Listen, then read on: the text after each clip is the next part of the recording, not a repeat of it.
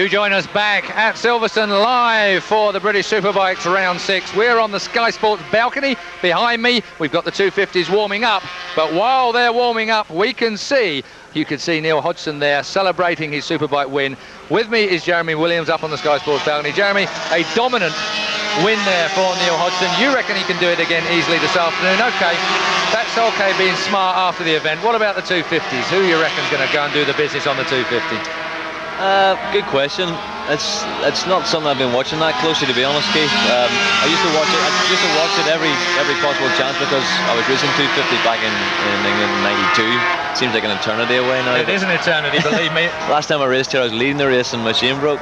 So. Okay, well that's the 250s. We're going to come back with those live in a moment. But a man that has come to visit us here at Silverstone, live of course, Troy Bayliss, the reigning British Superbike champion, is off racing in Carl Fogarty's place in the World Superbikes, and with him right now is our champion, Johnny Green.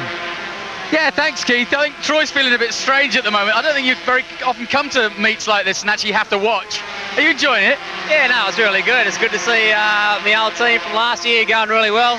Things haven't changed. They're at the front again, which is good. But yeah, it is weird for me being here, and makes me feel like I want to be out there. We've been seeing a marked difference in the way Neil's riding. What do you put it down to? Because he's really, really focused this season, isn't he? He looks like a different rider. Yeah, well, Neil rode really good last year, but I'm sure, another year, even though he knew the tracks last year, but he's more familiar with them now.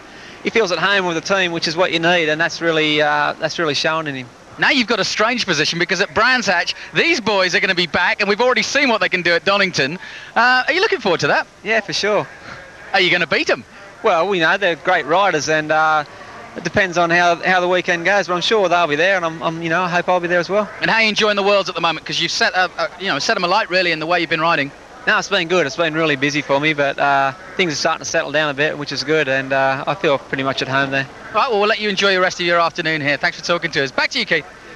Thanks very much, Troy, and thanks very much, Jonathan, of course. Now then, Jeremy, Carl Fogarty has always said that the British guys should actually win World Superbike races because they're on good kit, and so therefore they should be capable of doing it. Do you feel that's the case? I was absolutely ecstatic at Donington to see, Hudson and Walker doing what they did, basically annihilating the top riders in the world. I hope it'll happen again at Brands, but really these guys have got to get into World Superbikes now. They've proved they can do it. Neil Hodgson can run with the best. He's ridden in Grand Prix before. But as you said earlier, I think he's up for it now. He's in a different frame of mind. He's got confidence now, and I think he can battle with the best of them.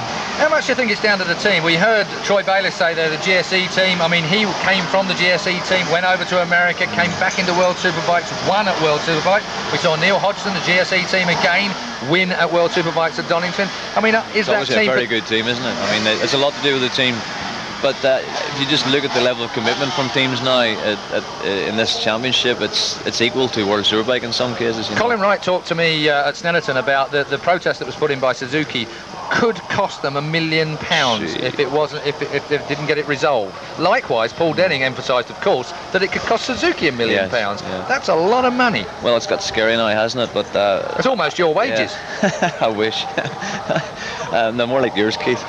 I think I was talking with Paul Denning at the start of this year actually about riding in this series.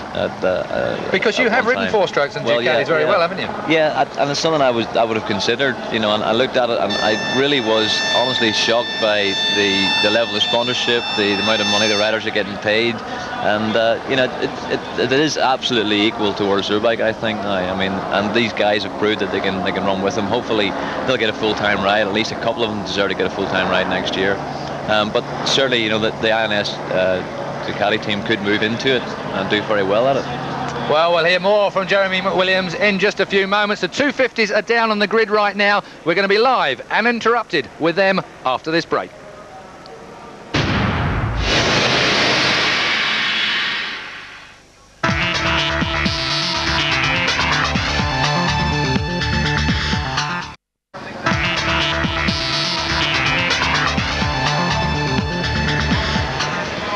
You join us at trackside. We are at Silverstone for round 6 in the British Championships.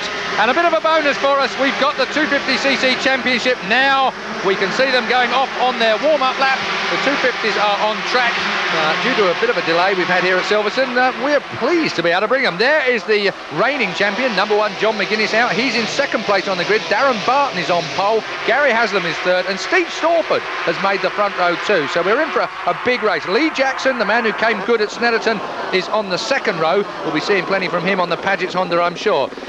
There it is then, the championship standings. John McGuinness still has a lead. Remember, he had a big crash in qualifying at Snetterton the last round and could only finish third. Callum Ramsey was the race winner at Snetterton, so he's right up there now, 2 points behind McGuinness. Ramsey riding Neil Mackenzie's bike. Neil Mackenzie dipped in his pocket when he knew fella Scott didn't have a ride for this year, so he's out.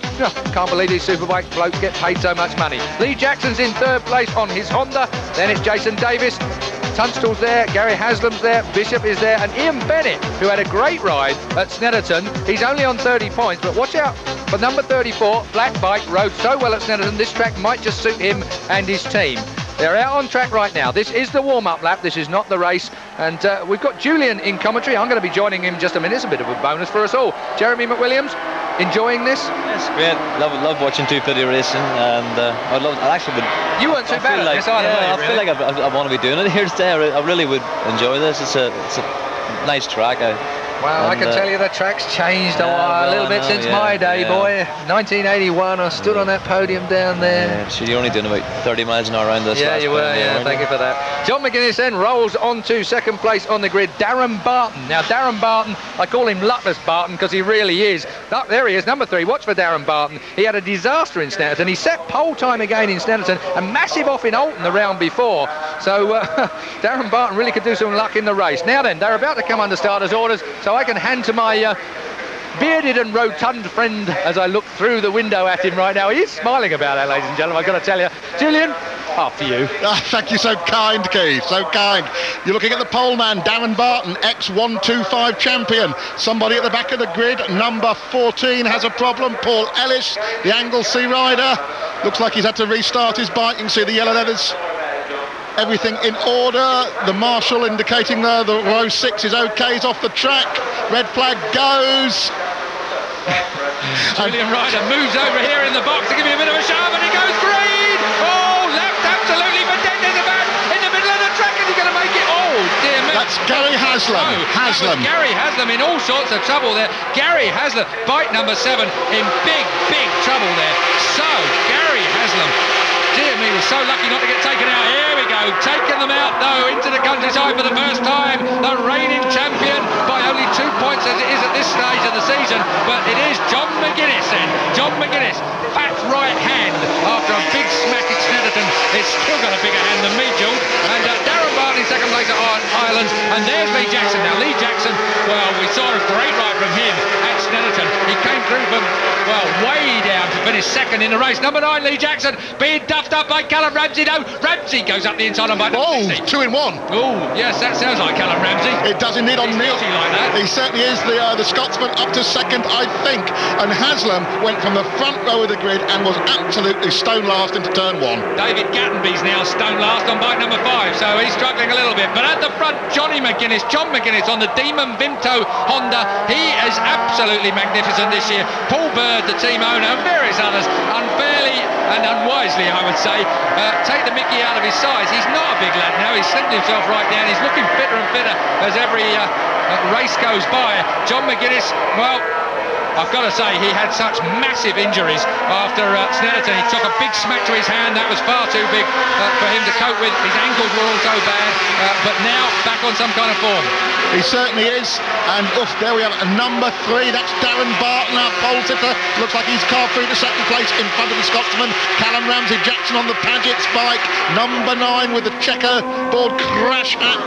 Showing well, as you said, Kate. I tell you what, Tim Livy's been given a jump start. Number 57, Tim Levy has been given a jump start. That's a bit of a nuisance for him. So Tim Levy. Oh, and we got a man down. So in the sandpit here at Silverstone, I'll tell you what, we've had some drama here at Silverstone in the early part of this race meeting. Who we got down on the floor? That's not Bennett on the black bike, is it? No, he's 34.